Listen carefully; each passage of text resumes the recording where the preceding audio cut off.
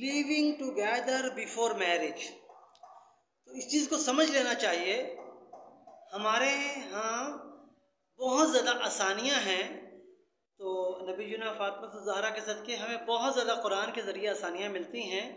तो उसमें यह है कि जो पैगम्बर मोहम्मद रसूलुल्लाह नबीजुना फातिमा ज़हरा के वालिद पैगम्बर प्रॉफिट मैसेंजर खदीजतुल कुबरा के साथ जब उनकी मंगनी हुई तो मंगनी के बाद वो लिविंग टुगेदर रहे। तो कहने का मतलब ये है कि मंगनी जो होती है वो लिविंग टुगेदर होती है। तो लिविंग जिसे इंग्लिश में कहते हैं, लिविंग में क्या आप रहे हो। जैसे हमारे यहाँ मलेशिया में अब ये होता है कि जी निकाह से जब आपकी रुखसती होती है उससे पहले वो पूछते हैं कि जी आप एक दूसरे के ख़ानदान में रहे हैं या एक दूसरे के साथ पहले लिविंग टुगेदर रहे हैं। तो उससे मतलब है कि एक दूसरे को अंडरस्टैंड किया है या नहीं किया है। तो लिविंग टुगेदर बिफोर मैरिज इसके बहुत ज़्यादा फ़ायदे होते हैं।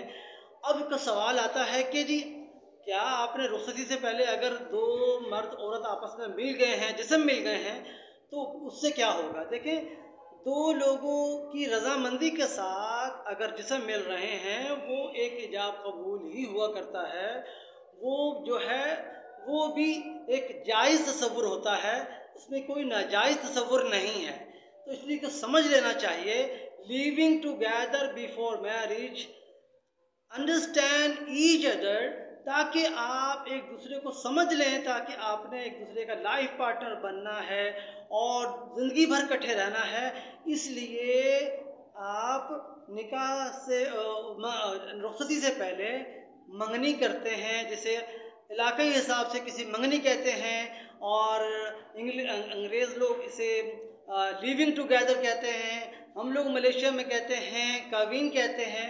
तो इस चीज़ को समझ लेना चाहिए कि हर इलाके सकाफ़त के एतबार से रुखसती से पहले दो लोगों को आपस में ज़हनी तौर पर अटैचमेंट के लिए मुख्तलिफ़ किस्म के तरीक़ेकार हुआ करते हैं, जिसे लोग कहते हैं, कोई मंगनी कह देता है, कोई लिविंग टुगेदर कह देता है।